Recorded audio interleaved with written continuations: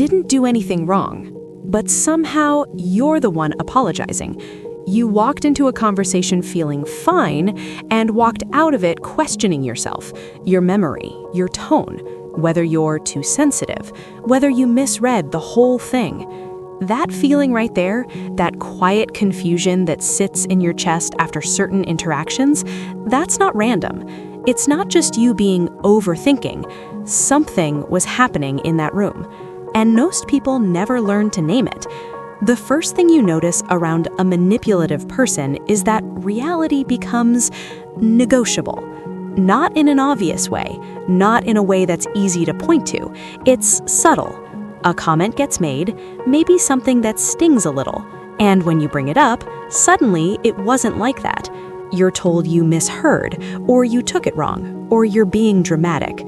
And here's what makes this so disorienting. You start to trust their version of events over your own. Not because they're right, but because they're certain. And certainty, especially when you're already second-guessing yourself, feels like truth. Psychologists call this gaslighting, but long before it has a name, it just feels like confusion. It feels like you can never quite remember things correctly, like your perception is slightly unreliable. That's not an accident. That confusion is the point. Manipulative people rarely ask for what they want directly. That would require vulnerability. Instead, they build an environment where you feel responsible for their emotional state, whether they asked you to or not. It looks like this. They go quiet. They sigh. They pull back just enough for you to notice. And then, without a single word of accusation, you're already moving to fix something you didn't break. This is guilt used as a steering wheel. And what makes it so effective is that it mirrors something that already exists in you: empathy, the impulse to check on someone, the discomfort of knowing someone might be upset. A manipulative person doesn't create that in you.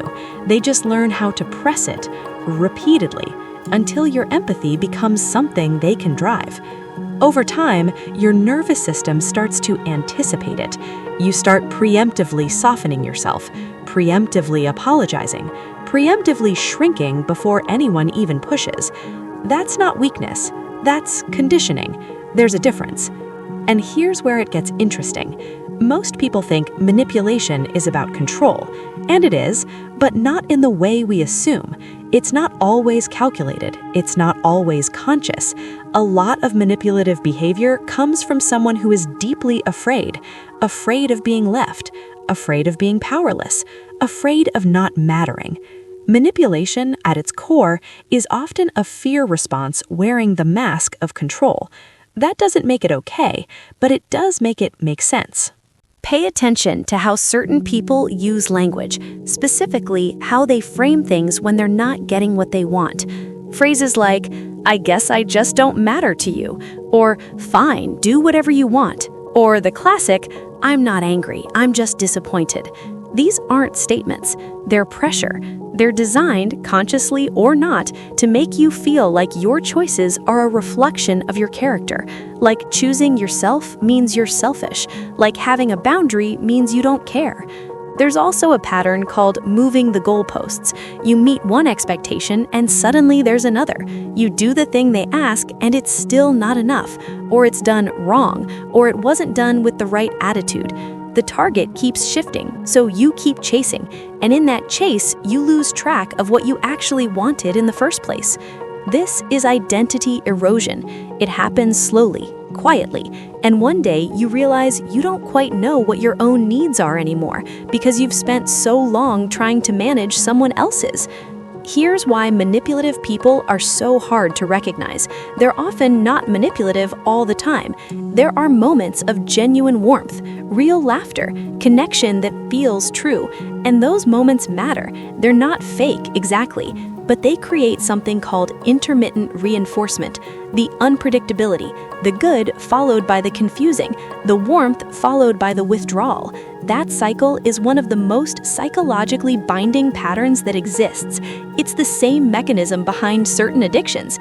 The brain starts chasing the good moments, and in chasing them, it minimizes the harmful ones. So when people ask, "Why didn't you just leave?" This is why. Because it never felt like one clear, awful thing. It felt like hope, like maybe if you adjusted yourself a little more, things would stabilize. They rarely do. What manipulation really takes from you, more than your time, more than your energy, is your internal reference point, your trust in your own perception, your comfort with your own needs. And the first step back to that isn't revenge, it isn't confrontation, it's just recognition. Naming the pattern, seeing it clearly for what it is, not what you hoped it was. Because once you see it, you actually can't unsee it. The confusion starts to lift, the self-doubt gets quieter, and you begin to understand that your perception wasn't broken, it was just being interrupted. It was never random, it was always a pattern, and understanding the pattern, that's where your clarity starts.